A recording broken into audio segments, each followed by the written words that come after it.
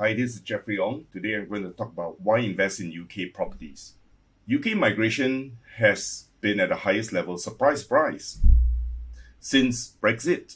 So net migration is 2021 to 22 was 504,000, 2022 to 2023, 700,000. So this compares with 48,000 back in the mid to late 90s and then 140,000 during 1999 2000. So there is a huge increase in the number of people leaving, but even more people are arriving. Now, wouldn't you be thinking after Brexit, there will be a lot of EU citizens that are leaving? That's true. So annual net migration between EU and UK has dropped 60% since the Brexit referendum. So all the Polish plumbers, builders from Europe, Eastern European countries have gone back. Post-Brexit vote, EU immigration has fallen. EU emigration leaving the country has actually risen. So net migration has fallen. So it's true that the Polish plumbers, the Eastern Europeans are going back. But the net migration from non-EU countries have gone up. And the British incoming migration has actually gone up as well. So what are causes of migration? Students. 2020, during COVID, you have thought that it will be the end of tertiary education because most people want to study from Zoom and you stay where you are in China or India and then you just take a degree from there. But surprise, surprise, after the lockdown, a lot of students want to come back. So it shows you there are some things that online, internet can't replace because it's a cultural exchange, the networking from a physical meeting, and then job opportunities when you graduate. So there's one thing. So number one, there's a lot of backlog of students wanting to come back to UK. And UK education is cheaper than US, to be honest, far cheaper. So it makes it a lot more affordable. Especially in Asia, it is closer to go to UK than to US. So number three, UK allows graduate visas, graduates to stay for 2 years in UK to look for a job. So it gives them an opportunity to migrate as well. And there's another point is that students can apply for dependent visas where you're looking after your kids, if you're mature students, your partners to stay with you while you study. So that's a number. Migrant workers have also replaced the drop in migration from EU residents. Look at the number of workers coming up. It has been mainly made up of healthcare workers, social care workers for the aged, elderly, and then professionals, IT workers as well. So the number of visas granted to workers have gone up. There were certain laws that were changed to make it easier to hire workers. First of all, the minimum wage to hire a worker has dropped from 30,000 to 24,000. It's quite a drop. That's just slightly above the minimum wage. And also, employers are allowed to hire to advertise overseas instead of advertising in UK first. So there are quite a few changes to make it more liberal. And also the point system implemented by Boris Johnson to bring in workers. Okay, that the point system is quite liberal. That allows quite easy for foreign workers to come in. So population growth wise, 230,305 increase in population in 2023. That's a projection. The average persons per household is about 2.5. The demand increase per year is roughly about 92,122 housing. So UK has recently built over 160,000 on average. So there is the demand, the supply has actually met the demand for now. But however, the average population growth over the last 20 years is more like 0.6 to 0.8%. So if you take the lower end 0.6%, it's actually 406,421 increase in population. That's about 162,568 new homes a year.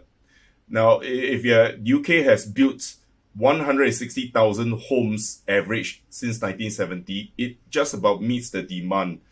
But there is a huge backlog because in the 70s, 80s, and 90s, population growth was close to 0.9 to 1%. So they would need about 250,000 new homes to 300,000 new homes a year.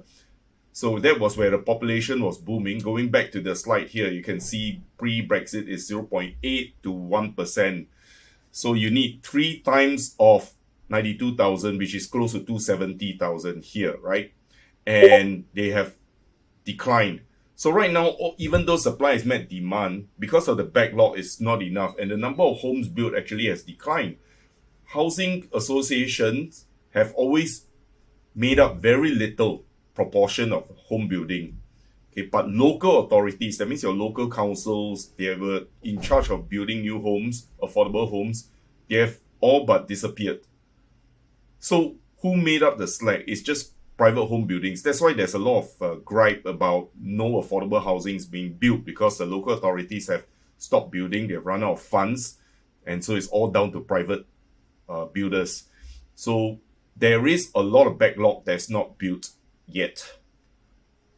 The other problem is cities strangled by green belt. This green belt thing is a protected forestry around cities, as you can see around here. So these are green belts. It actually strangles the city from growing outwards. Okay. Now, if you can't build outwards, you have to build upwards, right? But if you can't, if planning permission is very tough to build upwards, they don't like cranes, they don't like new builds, then you have a problem with supply. So all the countries with green belts, New Zealand, Australia, Britain, Canada, have major house price growth. So it's to your advantage if you're an investor. So other factors are NIMBYs, not in my backyard. I tried buying a Victorian house, a huge house, and then splitting it into 3 apartments. All the neighbors objected. The councils will ask the neighbors will object, and then the council will take that into account, and then after that only approve 2 apartments.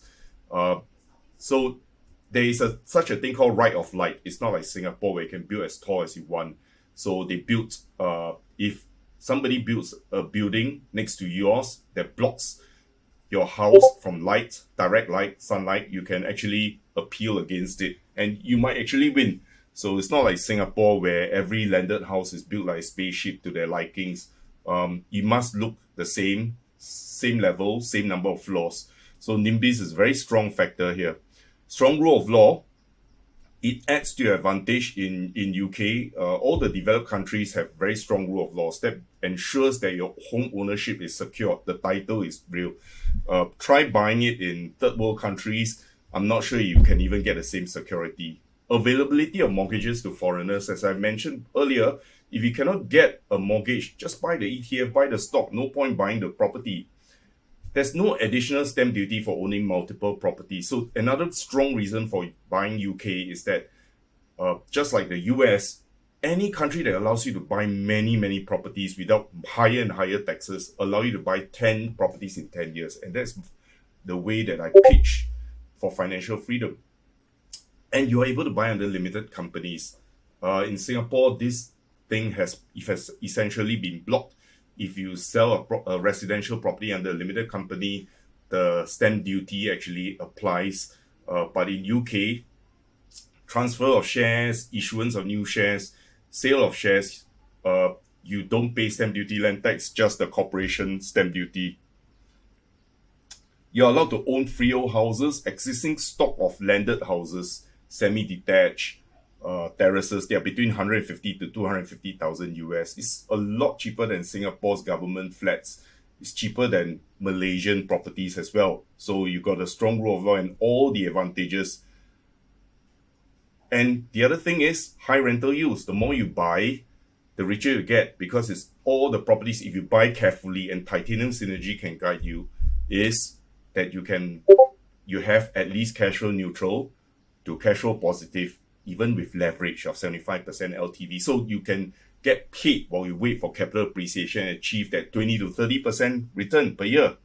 Strong historical price growth. The UK has a very long history of 1,000 years, according to the Domesday Book, and on average, property prices double every 10 years.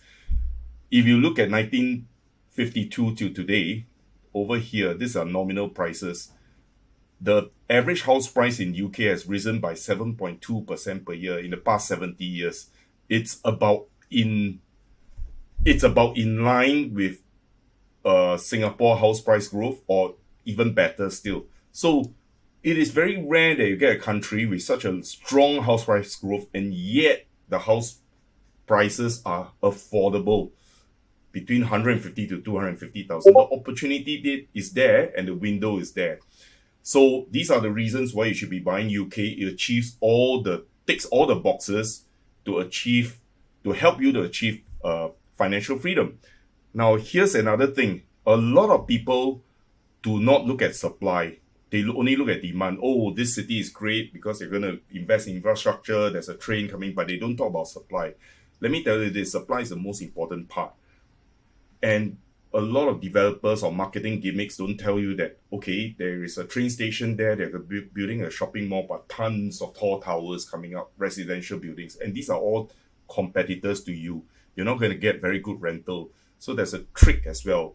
Go for countries where they don't allow a lot of buildings. That's why I talk about supply constraints, the green belts, the NIMBYs, okay? And the other thing is the rule of cranes. Cranes, okay? When you go into the city, you see a crane there. You see several cranes.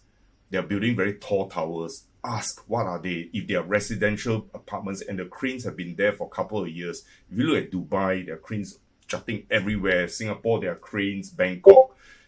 That means there's going to be a lot of supply. And if they're residential, it's not good for you. So instead, you should be looking at commercial, because a lot of cranes means a lot of residential, a lot of supply, a lot of residents coming in. They need shops. So it's the other way around. If you're owning commercial, then you want to look at a lot of cranes, because you want to see a lot of residential properties nearby. If you're residents, you don't want to see any cranes. You want to see more shopping malls being built, so that there'll be a lot of demand coming in, or infrastructure spending with no residential supply. So if you're interested in the property value investing course, click on the link below and you can access the Piranha Profits page where you sign up for the course. After the course, you'll be put into a Discord chat group where I'll continue to address your queries. There will be periodically webinars as well, and then we can guide you along the way to, whatever questions that you have. Titanium Synergy is a joint venture between Josh and myself. Josh is in UK. He can specifically help you to find properties in UK, to mentor you, and to build a property portfolio, which is 10 in 10 in UK. So I hope to see you there. And if you like and find my video useful, please like and subscribe to it. Thank you.